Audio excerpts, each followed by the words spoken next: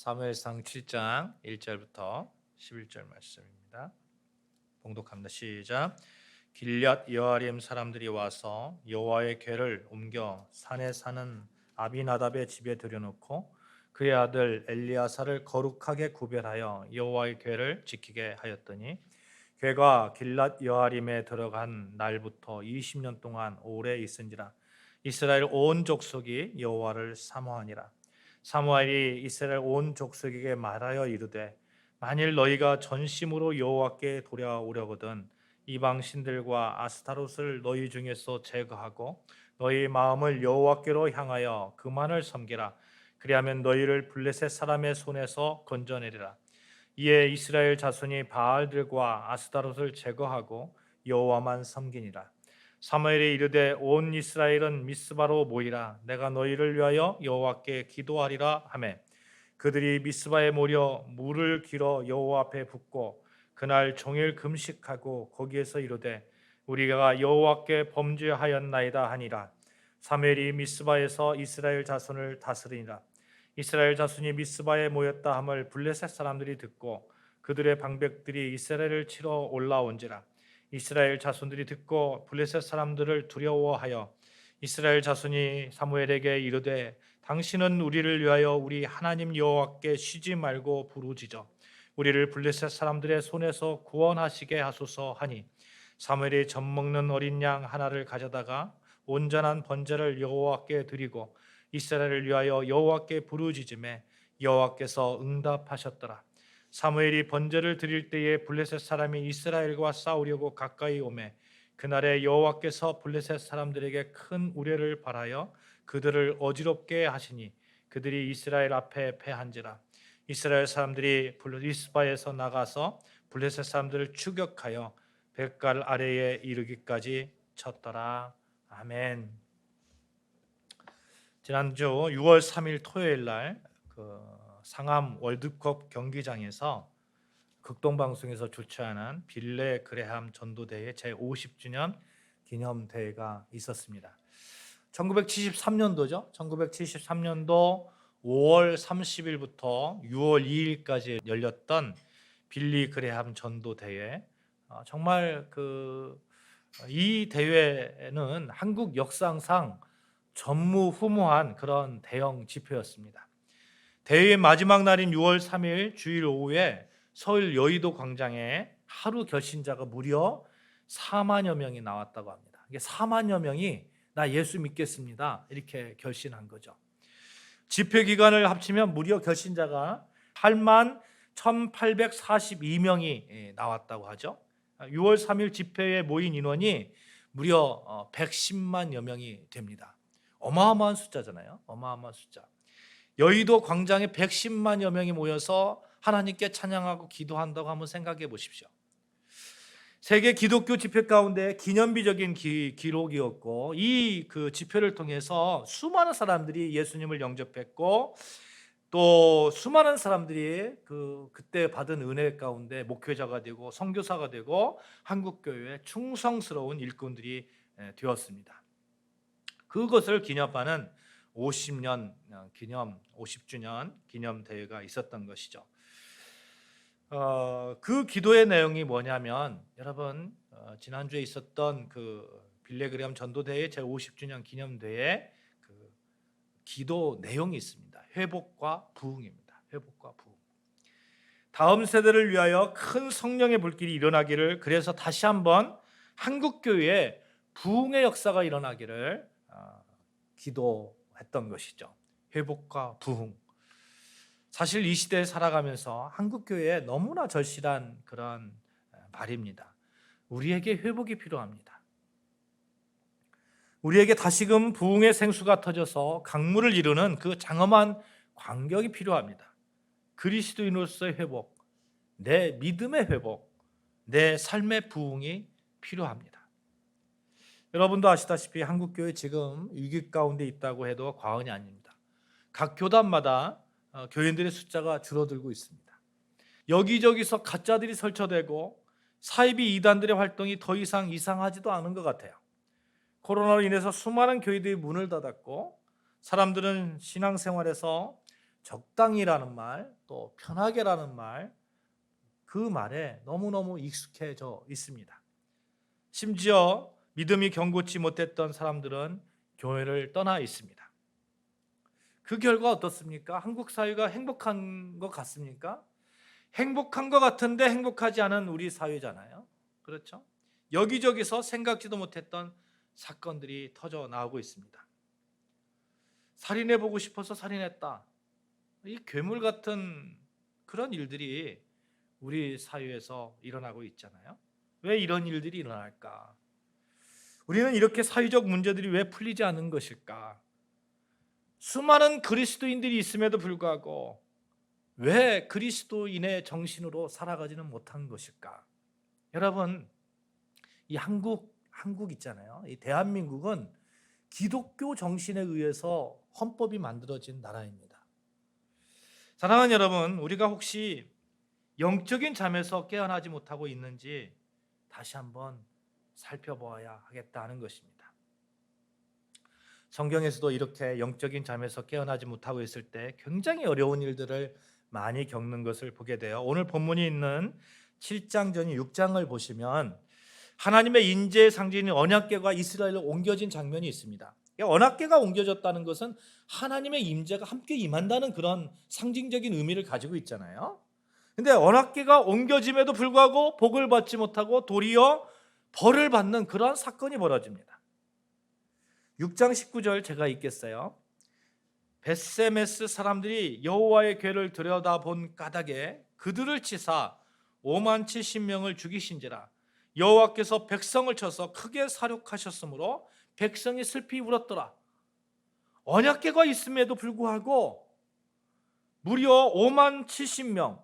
어떤 성경에서는 이 5만 70명이라는 얘기가 사실은 5만의 가로가 있잖아요. 가로가. 그래서 어떤 사본에는 5만이라는 숫자가 있고 어떤 사본에는 5만이라는 숫자가 빠져 있는 거예요. 그래서 루터 성경에서는 그냥 5만이라는 숫자를 빼고 그냥 70이라고 이렇게 70명이라고 얘기합니다. 어쨌든 5만 70명이든 70명이든 간에 그래서 한국 성경에서는 가로 열고 이렇게 가로 닫고 이렇게 쓰고 있는 것이죠. 근데 어쨌든 5만 명이든 5만 70명이든 70명이든 간에 여호와께서 사륙하셨다고 기록하고 있어요. 여호와가 임하고 있는데도 불구하고 여호와께서 함께 임재하고 있음에도 불구하고 왜 그렇습니까? 법궤가 하나님의 상징인데 이 법궤를 함부로 열어보면 안 되잖아요. 그렇죠? 근데 이 벳세메스 사람들이 여호와의 궤를 들여다본 까닭이라고 이렇게 얘기합니다. 벳세메스 사람들은 어떤 사람들이냐면 레위 지파 사람들이에요. 성경에 보면 그 여호수아 21장 16절에 보면 사람들에게 이렇게 이스라엘 백성들의 각 지파들에게 이렇게 그 지경을 이렇게 나누어 주잖아요. 그 분배를 하잖아요. 지파들의 땅을 이렇게 분배를 하는데 기업 분배라고 합니다만 성막에서 일하는 그 레위 지파 사람들에게는 기업을 분배 안 했거든요. 단지 어디서 살으라고 했냐면 벳세메스라는 곳에 살아라 이렇게 그 기거할 땅을 주었던 거죠. 그러니까 레위 지파 사람들은 성막 봉사를 하도록 선택받은 사람들이기 때문에 하나님의 법궤를 어떻게 대해야 되는지 알고 있는 거예요. 그럼에도 불구하고 열어봤다는 거예요. 하나님의 법궤를 거룩하게 대하지 않았던 겁니다. 여호와의 궤 안에 뭐가 있는가 구경하는 거죠. 그러니까 70명을 죽여버리는 거죠. 사랑하는 여러분, 분명히 하나님의 임재가 같이 있음에도 불구하고 왜 벌을 받을까? 왜 징계가 임할까?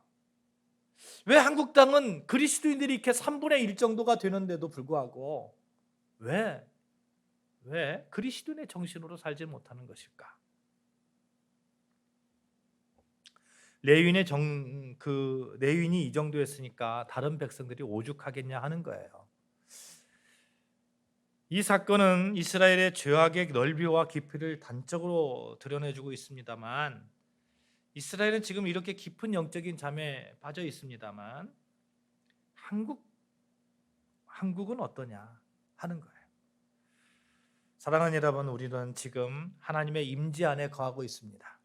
그러나 벳세메스 안에서 하나님의 명령을 어기고 언약궤를 들춰봤던 그 베세메스 사람들과 같이 행동하고 있지는 않은지 우리 자신을 살펴보고 우리 교회를 살펴보고 한국 교회를 살펴봐야 되는 그런 시점인 것 같아요. 내 자신 하나님의 임재 가운데 있음에도 불구하고 하나님의 법을 어기고 있는 것은 아닌가 살펴보자는 겁니다. 사실 그래서 우리의 삶을 이렇게 바라다 보면 이가봇의 시대 또는 에벤에셀의 시대 이렇게 나누어 볼 수 있을 것 같아요. 이가봇이라는 말은 하나님의 영광이 떠나버렸다 이런 뜻이거든요. 에벤에셀이라는 말은 하나님의 도우심 가운데 있다 이런 뜻입니다. 이가봇의 시대가 있고 에벤에셀의 시대가 있는 것이죠. 만약 한국교회 우리가 이가봇 시대에 처해 있다고 조금이라도 느껴진다면 우리는 어떻게 이 이가봇의 거대한 물줄기를 바꾸어서 에벤에셀의 물줄기로 바꿀 수 있을까 고민하고 기도해야 되지 않을까 하는 겁니다. 그 한 몸부림으로 빌레그리암 전도대회 50주년 기념대회는 참 의미가 있었다 이렇게 생각을 듭니다. 한국교회는 함께 모여서 부흥을 일추고 한국교회의 회복을 외쳤습니다. 참여하지 못한 모든 그리스도인들도 그런 회복과 부흥의 염원에는 누구나 할 것 없이 동의할 거라고 생각이 되어집니다. 오늘 본문의 말씀도 그런 내용이에요. 이스라엘 백성들이 미스바에 모여서 하나님을 향한 믿음을 회복하고 하나님을 향한 사랑을 회복하고 하나님의 보살핌으로 살고 있는 백성임을 고백하는 그런 사건들이 일어난 겁니다. 이 미스바 모임, 미스바 운동이라고 이렇게 이야기를 하는데 이 사건을 기점으로 해서 이스라엘이 이렇게 헌법이 바뀌어졌다고 할까요? 그래서 이제 지방 분권적인 그런 시대에서 중앙 집권적인 그러한 시대로 이렇게 바뀌어집니다. 굉장히 의미 있는 그러한 그 운동인데 이스라엘 민족이 여호와를 너무너무 사랑했다고 이렇게 성경에 기록되고 있어요. 7장 2절 한번 다시 읽어볼까요? 7장 2절 같이 읽습니다. 시작. 그가 길앗 여아림에 들어간 날부터 20년 동안 오래 있은지라 이스라엘 온 족속이 여호와를 사모하니라. 여호와를 사모한다는 거예요. 여호와를. 이것을 보면서 이스라엘 백성은 하나님을 향한 그러한 근본적인 사모함이 있었다는 것을 우리가 알게 됩니다. 사랑하는 여러분, 우리의 삶 가운데 어쩌다가 이가봇의 시대가 있을 수 있어요. 블레셋의 지배와 억압을 당할 수도 있습니다. 그들의 침략이 있을 수도 있어요. 어떤 때는 에벤에셀의 시대가 있을지도 모르겠어요. 우리의 마음 한 구석에서는 언제나 하나님을 사모하는 그 사모함이 있어야 되겠다는 거예요. 이가봇의 시대든지 아니면 에벤에셀 시대든지 근본적인 그 뿌리 가운데는 내가 하나님을 사모합니다 라는 그 고백이 있어야 됩니다. 제가 기도 가운데 늘 하나님 사랑합니다, 주님 사랑합니다 이렇게 고백하잖아요. 그 사랑의 그 뿌리가 우리 삶 가운데는 어떠한 일이 있어도 있어야 되겠다 하는 겁니다. 사랑하는 여러분, 우리 마음 깊은 곳에서 언제나 하나님을 향한 사모함이 넘쳐나시기를 주님의 이름으로 축원합니다. 아멘. 우리는 때로 하나님 나에게 왜 이럴까 섭섭하기도 하고 원망스럽기도 하고 그래서 하나님 나를 사랑하고 계시는 것일까? 자꾸 이렇게 하나님을 이렇게 하나님이 멀리 있다고 느껴질 때가 있습니다. 또 어떤 때는 하나님의 사랑을 너무 깊이 깨닫는 그런 때도 있어요. 그 어느 때든지 하나님을 사모함의 근본은 변하지 말자 하는 거예요. 변하지 말자. 이렇게 사모하는 모습을 보면서 사무엘이 말합니다. 3절 말씀이에요. 사무엘이 이스라엘 온 족속에게 말하여 이르되 만일 너희가 전심으로 여호와께 돌아오려거든 이방 신들과 아스타로를 너희 중에서 제거하고 너희 마음을 여호와께로 향하여 그만을 섬기라. 그리하면 너희를 블레셋 사람의 손에서 건져내시리라. 하나님을 사모하는 자에게 사무엘이 어떤 명령을 하는 거죠. 이렇게 하라는 거예요. 그리하면 이렇게 하겠다는 거예요. 사무엘이 왜 2절에 이스라엘 온 백성이 여호와를 사모한다는 그 말에 이런 명령을 내릴까요?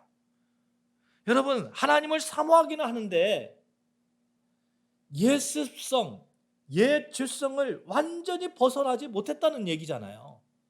하나님을 사모한다고 고백하는데 사모함이 있음에도 불구하고 이스라엘 백성들이 여전히 이방신들과 아스타롯을 완전히 제거하지 못했다는 그런 얘기 아닙니까? 여호와를 사모하는 마음이 있었지만 그동안 찌들어 있던 그 습성들을 버리지 못했다는 거 아니에요? 우리도 마찬가지입니다. 하나님을 사모한다고 하고 교회로 열심히 다니고 봉사도 또 선교도 열심히 하고 있는데 여전히 옛 죄악된 세상의 습관들이 있고 여전히 나에게 이방신이 있고 여전히 나에게 아스타롯이 남아있다면 우리가 그걸 버려야 되지 않겠어요? 오늘 사무엘의 이 명령이 나에게 주는 하나님의 명령이라고 한번 내 자신을 돌아보자는 거예요. 우리 한국교회를 돌아보자는 거예요. 한국교회가 여호와를 사모한다고 말로 고백하고 그렇게 믿고 있지만 실상을 들여다보면 아스타롯이 있고 이방신이 있지 않은지 보자는 겁니다. 하나님을 사모한다고는 이스라엘 백성에게 영적 대각성이 필요했던 겁니다. 사모함과 영적으로 각성하는 것은 별개의 문제예요. 이제 새로운 시대가 열릴 것입니다. 새로운 시대를 맞이하기 위해서 새로운 마음을 가져야 됩니다. 여러분, 여호와를 사모하십니까? 사모한다면 아스타롯을 버리십시오. 사모한다면 세상적 가치를 버리십시오. 사무엘의 외침이 들리지 않습니까? 사랑하는 여러분, 우리 그리스도인들, 많은 그리스도인들이 여전히 내가 예수를 믿는다고 고백하면서 여전히 세상 속에 있지 않습니까? 너무너무 편하게 예수님 믿으려고 하지 않습니까?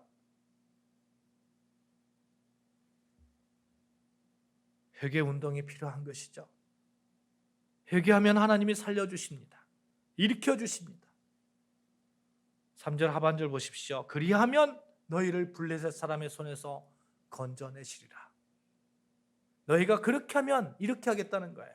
너희가 이방신을 섬겼던 거, 너희가 세상에 취해서 하나님을 등한시했던 거, 하나님을 사랑한다고 하나님을 믿는다고 하면서 전혀 사랑하는 그 모습으로 살지 못했던 거, 회개하면 그리고 그것들 다 버리면, 그런 행동을 하면 너희를 건져내시겠다. 우리가 오해하는 것은 우리가 값없이 의인이 되었다고 했으니까 삶을 아무렇게나 살아도 아무렇게나 해도 비약해서 내가 하나님이 없다고 그렇게 말을 해도 하나님은 나를 사랑해 주실 거야, 이거 착각 아니에요? 그렇지 않다는 거예요. 만약 예수님을 믿지 않는 자가 있다면 어떻게 하나님의 백성이라고 그렇게 그 하나님의 은혜를 구하겠습니까? 우리의 구원의 문제는 예수를 하나님의 아들을 믿고 예수를 통해서 구원받음을 믿는 그 믿음을 보시고 하나님께서 의인이라고 칭해 주시는 거 아니에요? 우리는 그 누구도 우리의 행위를 통해 구원받을 수 없지만 예수 그리스도를 통해서 구원받고 의인이라고 칭해 주시고 하나님의 백성으로 삼아 주시겠다는 것, 이것이 하나님의 선물이죠. 예수 그리스도를 이 땅에 보내신 것, 그것이 하나님의 선물이라는 거예요. 여러분, 예수 그리스도를 내가 믿고 구세주로 믿고 고백하는 것, 이건 나의 의지가 반영돼야 되는 겁니다. 하나님은 이미 나에게 선물을 주셨지만 그 선물을 받고 안 받고는 나의 의지가 들어가는 거예요. 그래서 우리 입장에서 보면 예수를 주로 믿고 고백하는 그 행위가 있어야 하는 것이죠. 물론 예수를 믿게 하시는 이 또한 하나님의 구속사 가운데 하나이지만 어쨌든 성경에서 이렇게 하면, 그리게 하면 또 뭐뭐 하겠다라는 이 하나님의 언약의 말씀이 참 많이 나온다는 사실을 우리는 기억해야 됩니다. 여러분, 예수를 믿는다는 거 무엇입니까? 하나님을 믿는다는 거 어떤 삶을 살아야 됩니까? 분명한 것은 구원은 하나님의 선물이지만 구원받은 자가 행해야 되는 하나님의 섬김의 문제는 결코 하나님께서 그냥 넘어가지 않으신다는 거예요. 하나님을 저주하고 미워하는데 하나님이 사랑으로 끝까지 참아주실 거라는 그 오만한 교만을 버려야 됩니다.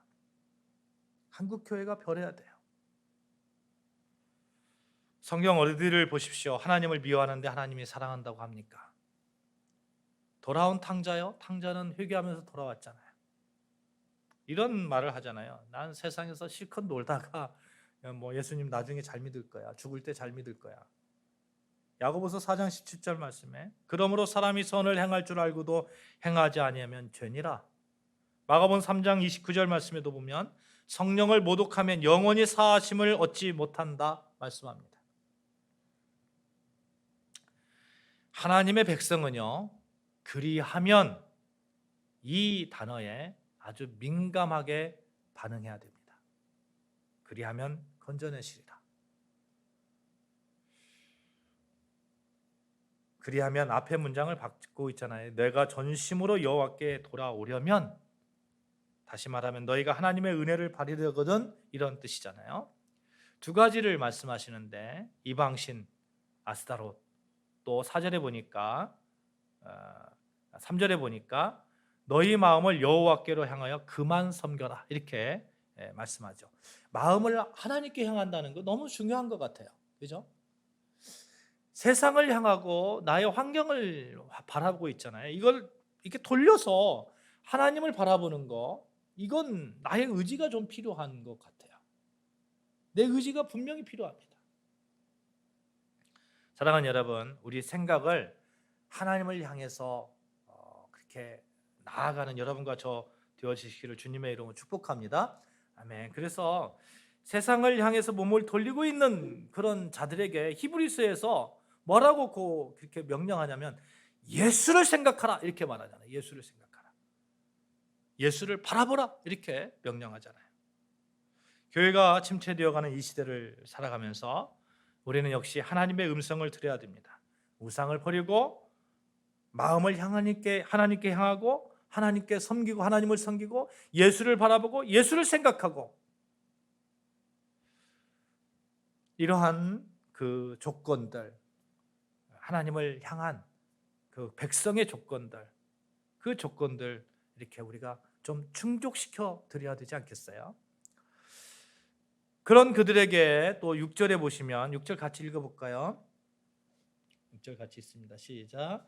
그들이 미스바에 모여 물을 길어 여호와 앞에 붓고 그날 종일 금식하고 거기에서 이르되 우리가 여호와께 범죄하였나이다 하니라. 사무엘이 미스바에서 이스라엘 자손들을 다스리나. 그러니까 사무엘이 그렇게 하고 미스바에 모여라, 이렇게 하죠. 7장 5절, 6절, 7절, 6절 막 계속 보시면 미스바에 모이라, 미스바에 모여, 미스바에 모였다 함, 이렇게 말씀이 있거든요. 그러니까 우리가 이 모임을 즐겨하는 신앙생활 우리가 파하면 안 됩니다. 한국 교회가 이 모이는 것을 참 이렇게 그냥 적당히 하려고 하는 그런 경향 속에 있는 것 같아요.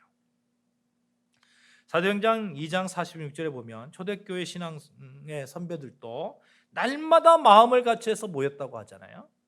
여러분, 우리가 하나님 앞에 마음을 드린다는 것, 바로 함께 모여서 기도하고 예배하고 여기에서 우리의 마음을 보여주는 거 아니겠어요? 마귀가 제일 무서워하는 것이 무엇인지 아십니까? 하나님의 자녀들이 모이는 거예요. 하나님의 자녀들이. 사무엘상 7장 7절 살방절에 보십시오. 이스라엘 자손이 미스바에 모였다 함을 블레셋 사람들이 듣고 그들의 방백들이 이스라엘을 치러 올라온지라. 얼마나 무서우면 흩어버리려고 모였다 하니까 블레셋 사람들이 이렇게 쳐들어오는 거 아니에요? 사랑하는 여러분, 우리는 모이기를 힘써야 됩니다. 그래야 마귀의 공격에서 든든하게 방어할 수 있어요. 혼자서는 버겁습니다. 혼자서는 버거워요. 우리가 주일에 모여 예배드리는 것 따라해 봅시다. 기본 중에 기본이다. 시작. 기본 중에 기본이다. 내 삶의 기본 중에 기본은 좀 지켜나가야 되잖아요. 또 우리가 서로 힘을 합해서 금요 참여형 모임을 하고 있습니다. 함께 모이는 것, 여건이 어려우면 인터넷 방송이라도 같이 참여하는 것이 우리 정말 은혜가 되지 않겠어요? 히브리서 10장 25절에 보면 모이기를 패하는 어떤 사람들의 습관과 같이 하지 말고 오직 권하여 그날이 가까움을 볼수록 더욱 그리하자. 말세라고 생각된다면 모이기를 더 하라는 거예요.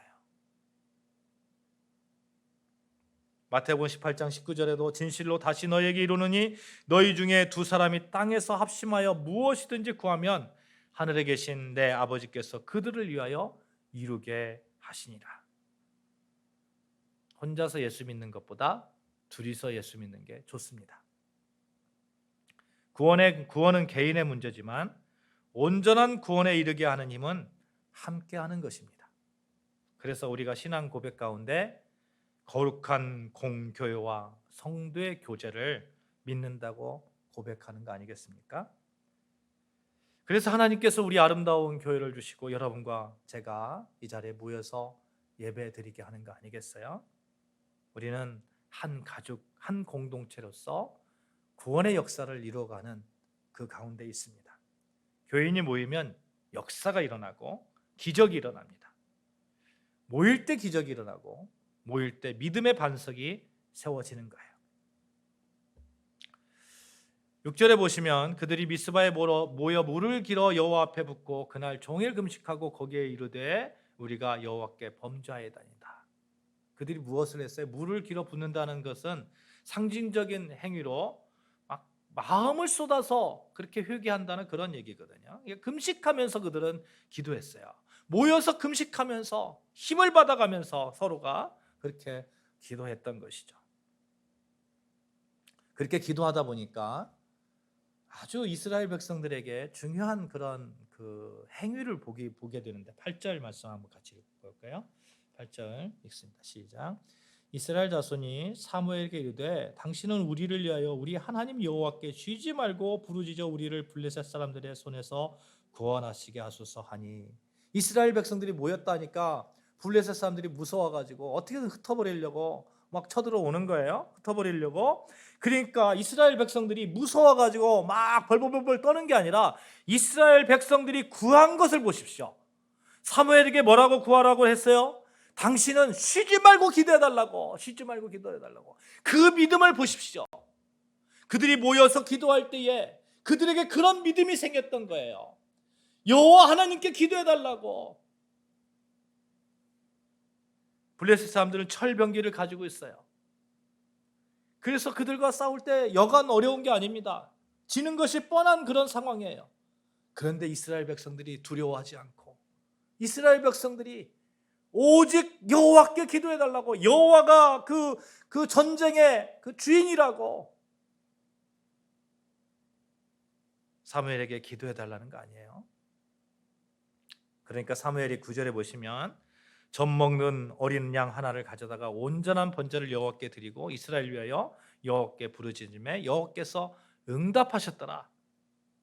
여러분, 응답하시는 여호와를 보게 됩니다. 큰 우려를 발휘해서 이스라엘 백성들의 싸움에서 큰 승리를 이스라엘 백성에게 안겨주셨죠. 사랑하는 여러분, 그렇습니다. 우리가 모여서 회개하면서 우리의 마음을 여호와께 향하면서 우리가 여호와를 사랑한다고 고백하는 그 가운데 혹시나 내 마음속에 있었던 이방신과 아스타스를 다 벗어버리고 오직 여호와를 향한 그런 마음 가운데 합심해서 기도한다면 하나님께서 어찌하니 도와주시겠습니까? 도와주시는 하나님 어떻게 도와주셨어요? 오늘 본문에 보니까 13절에 보면 블레셋이 굴복했고 14절에 보면 잃었던 땅을 회복했고 또 14절에 보면 평화가 유지되었다고 이렇게 말씀합니다. 사랑하는 여러분, 말씀을 맺겠습니다. 회복과 부흥, 이 시대를 살아가고 있는 우리의 기도 제목입니다. 여러분과 저의 삶 가운데서도 이 회복과 부흥이 있어야 되고 한국 교회도 회복과 부흥이 있어야 되고 우리 아름다운 교회도 회복과 부흥이 있어야 됩니다. 그러기 위해서 여러분, 하나님을 향해서 내 마음을 다시 들이십시오. 회개할 거 회개하고 우리를 구원하소서 부르짖고 전심으로 하나님을 의지하고 내 마음속에 있었던 이방신들 아스타로 다 벗어버리고 세상을 향했던 그 모든 것들 다 벗어버리고 여호와를 향하는 그러한 나를 새롭게 하고, 그렇게 될 때에 우리 12절 같이 읽을까요? 12절 시작. 사무엘이 돌을 취하여 미스바와 온 센 사이에 세워 이르되 여호와께서 여기까지 우리를 도우셨다 하고 그 이름을 에베네셀이라 하니라. 여러분과 저의 삶에 여기까지 도우셨다는 에베네셀의 그 도우심이